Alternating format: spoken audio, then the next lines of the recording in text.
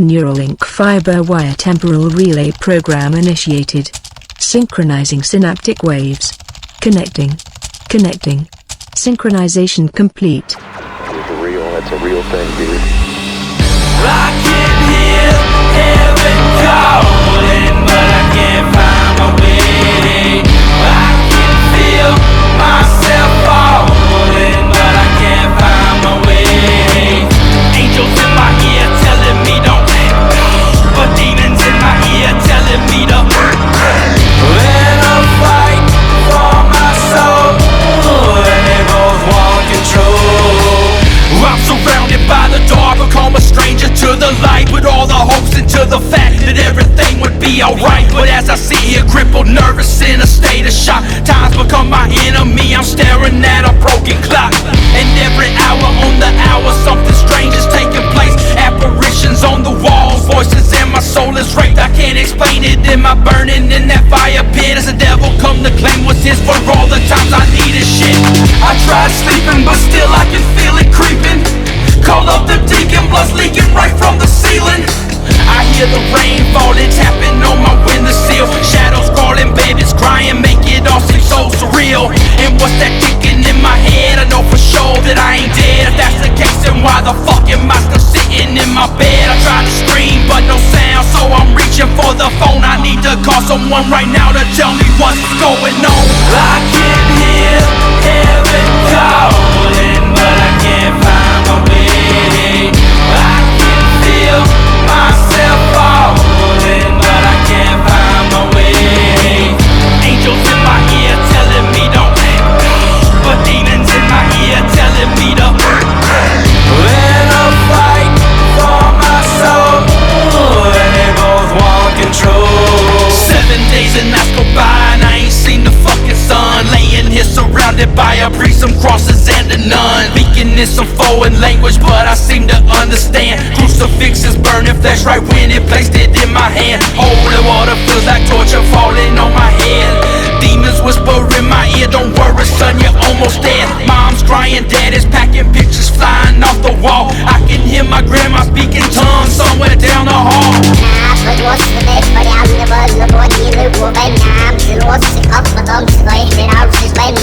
Next thing I notice, waking up I'm in an empty room. Someone unfamiliar, was I sleeping in an empty tomb?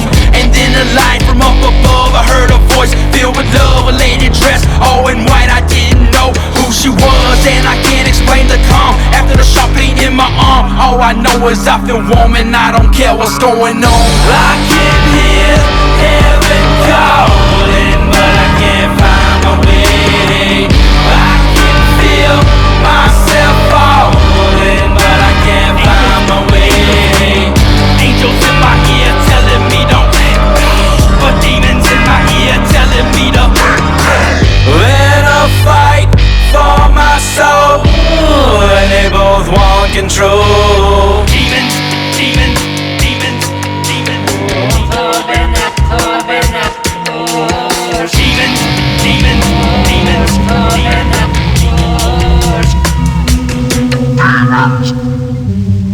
Now I bring to you tonight this piece of wisdom blasted from the mind of an evil greater than even Hitler's brain.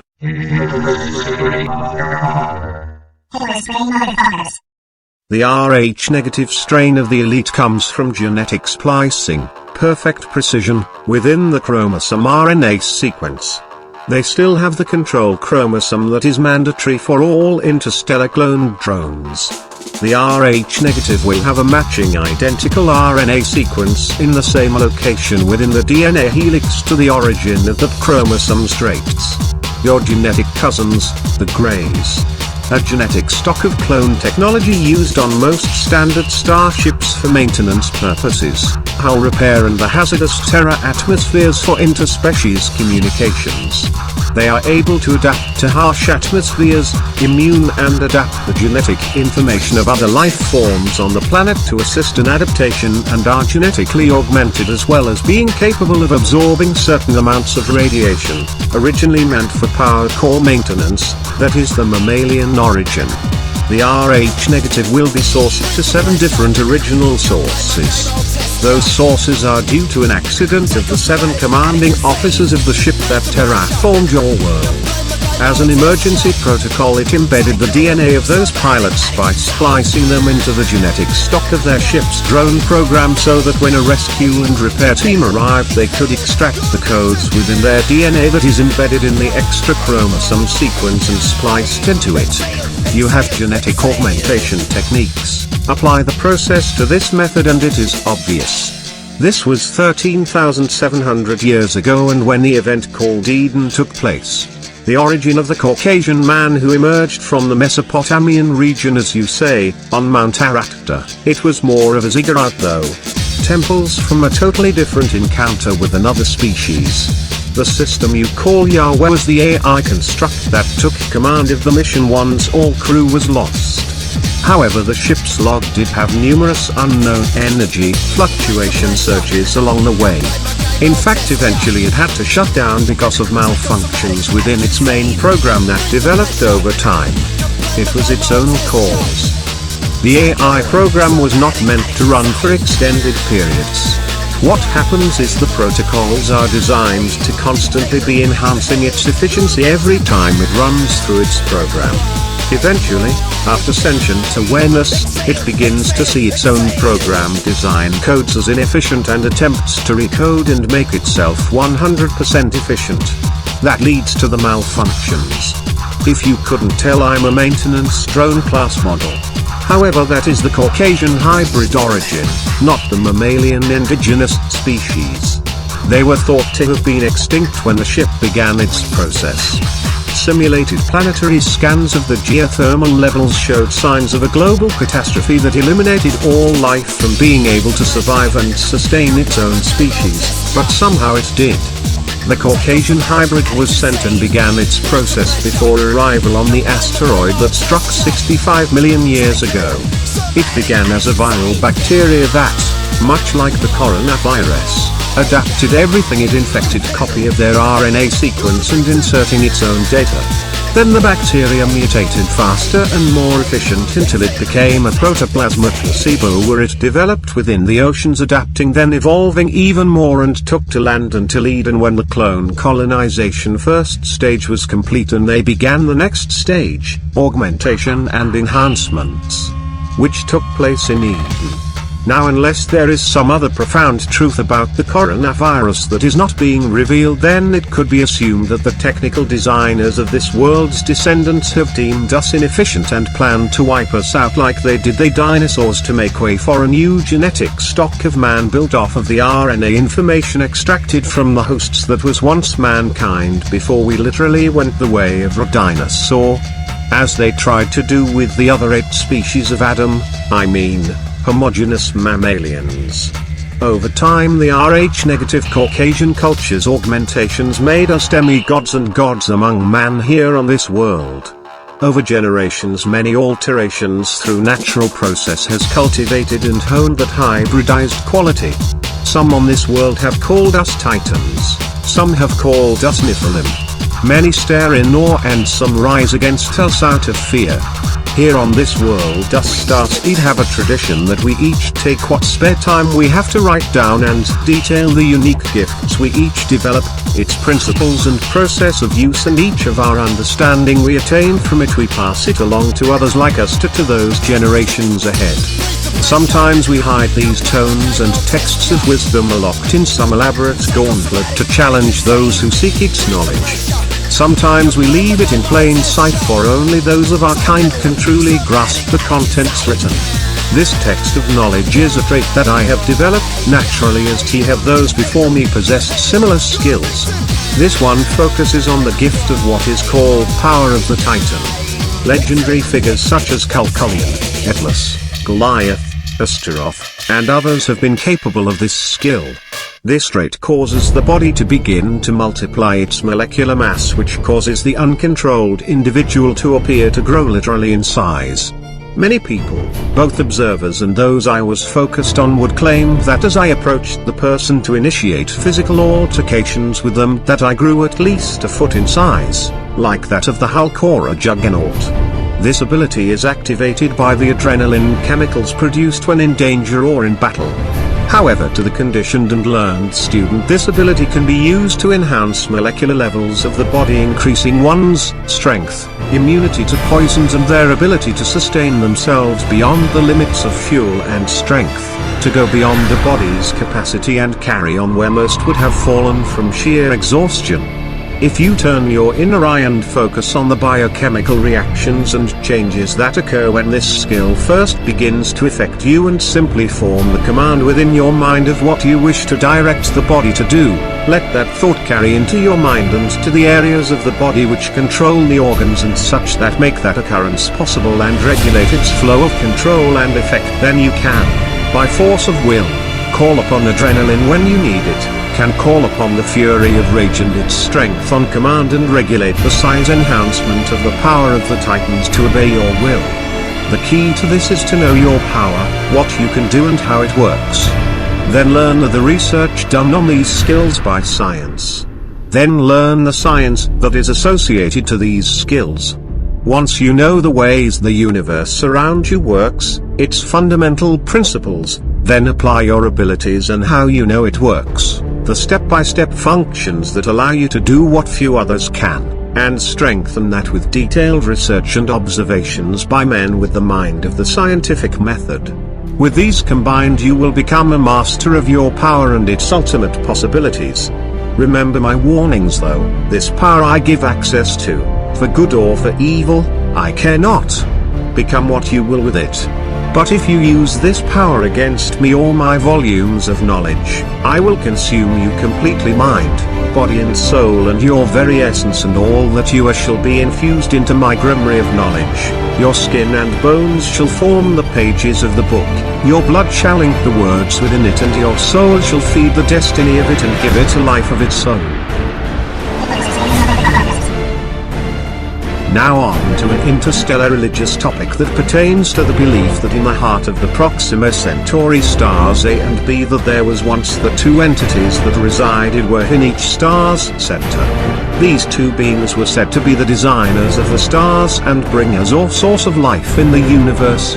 Then one day long ago, about 5 billion years ago or so, these two cosmic energy anomalies awoke and rose from the centers of the stars like enormous phoenixes and left heading in the direction of this galaxy, which was still just a white nebula-like cloud then, whose form resembled that of the Horsehead Nebula today. We know of these two beings on our world as God and Lucifer, which was me during the time of my coma, not God. I was the other white meat on the menu. We came here to create Earth, the place from where both he and I would once exist as one of them and live here among them. The grand purpose, from what I've gathered, of Earth are many, one of which was to be whether the aspects of God's being would first begin to form. As one of his aspects I can say that his entire being can never be fully understood because he is of all things, from beginning to the end of all things, which means things that, from this point in which I write this, have not yet come to happen, and even this is only another aspect of his being. The encompassment of all things from beginning to end are only a part of him. In comparison to that of a puzzle, the alpha and omega of his being is only a piece of the puzzle that could be compared to that of a spot on his ankle when taking in the full and completed puzzle of that which is the one we all know as the Creator. Philosophically, it can be said that we all are a part of God just as he is a part of all of us, even those in hell. For our lives, our thoughts, our heart's desires and ambitions, even our pain and struggles. That is why hell cannot be eternal, though it can seem like it if necessary, but ultimately all must be saved in the end, for we all are a part of him as well. It is why he knows everything that has and will occur. Now many may be curious as to why I am explaining all of this to you. Some think I have some ulterior motive of domination and such. No, let me just say that what I am telling you is based on your curiosity and desires to understand him. Having witnessed and taken part in what I have and seeing so many seek to grasp this topic and find the answers to this compels me to explain these things, for it would be wrong of me not to know the answer and withhold this information as I watch you all struggle with your faith and belief. some being led astray to misconceptions and false understandings, some intentionally, some unintentionally. It would be just wrong and something I cannot do. That is my reflective observation as to the reasons why. This does not mean that what I say is right and that all others' views are wrong either. Quite the opposite, for God reveals himself differently with each who seek to understand him. If anything, I would say to take what I explain and chuck it in with the rest and filter out the misconceptions and find the similar aspects that all tie together with each other, and that combined understanding may be a more clear picture to that of which I speak. However, we each understand him differently, so that may not work, but as I said, it would ultimately only still be an image of an aspect of him, much like the gods of our cultures are, and not the complete being which is him in totality. Now many may think that this image I portray comes from demonic sources. I will not lie, yes, some of it does, as I aim to see things from the full perspective, and that means theirs too. As far as I understand it, they have some sort of bet going on with those of heaven that is based on the fact of whether or not demons could be anything other than just evil, and whether or not they could ever bring a person towards the righteous path of truth and understanding of God, or if they only have the ability to make things of sin and lies. That I was chosen by chance of being in the vicinity of this argument to be their chance to prove themselves capable of more than just making things that will decay from their evil ways. Whether there are greater plans or intentions than that, I do not know. I only know the aspect from which I was present for during an exorcism. Another point is that of why am I unsure sometimes of these things? If I was in his presence for all that I've said, why don't I just go ask him? Until recently that I was, because these events that occurred with me in his presence happened while my spirit was not attached to my body and physical form, because I was in a coma. Once I awoke from my coma, I fell from heaven, from his presence, and have been searching occasionally for him ever since.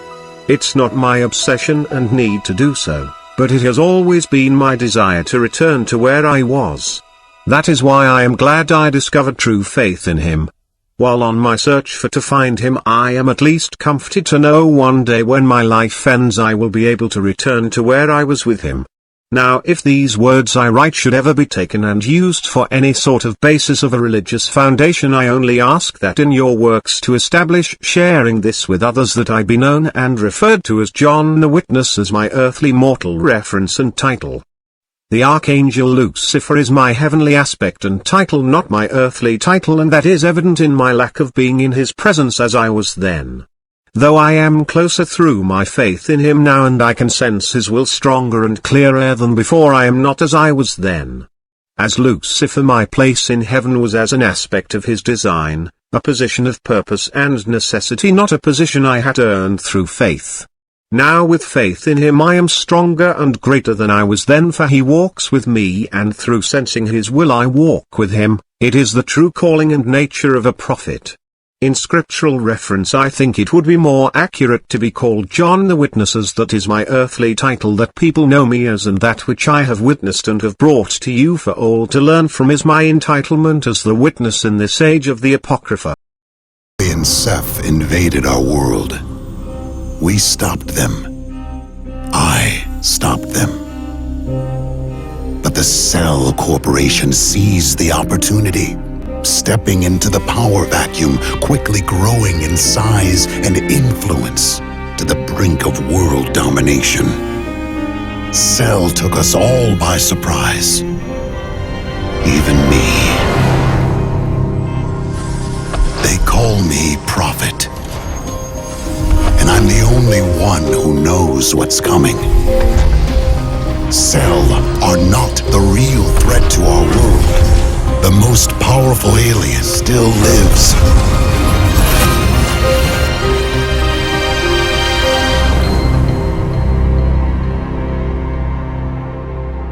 He showed me a glimpse of the future.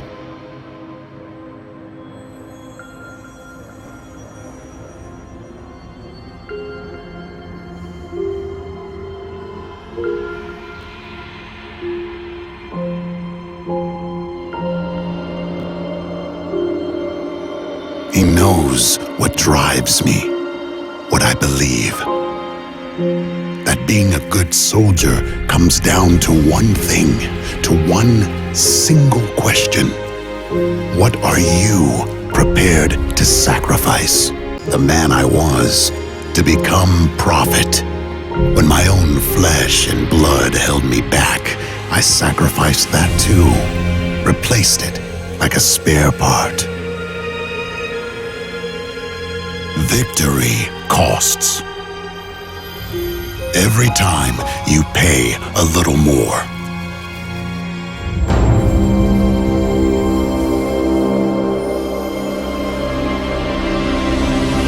I saw a glimpse of what's coming. And there was nothing left of me to stop it.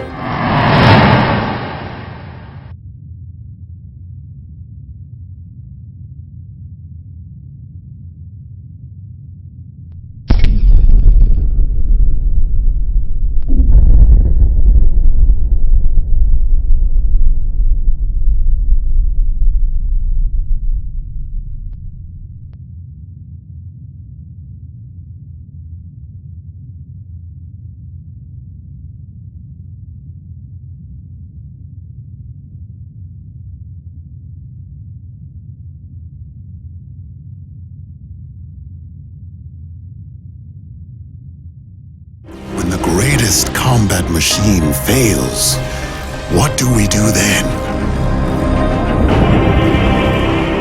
What do I do? One last footnote, in case any may wonder, so far I have not yet encountered God's presence since before I woke from my coma. I have sensed His presence behind some who have brought messages to me, but very few. The rest have either been self-appointed, sent by deceptive forces, or various types sent by various religious practices.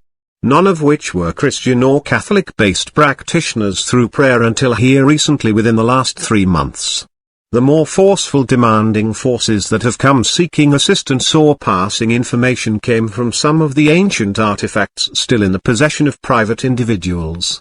So yes, God is still out there, but it seems as though He lies beyond a physical boundary that we cannot cross. Whether He does not cross into here out of choice or reasons inconceivable by us I do not know for certain. If that topic changes I shall be sure to let you all know. I say this to clarify the recent video I had posted.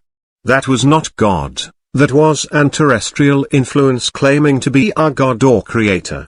It is becoming more evident that these descendants of the progenitors of our species think to claim the title of God and subjugate our will this way, then destroy us like it's paving the way for some interstellar highway and we are in the way.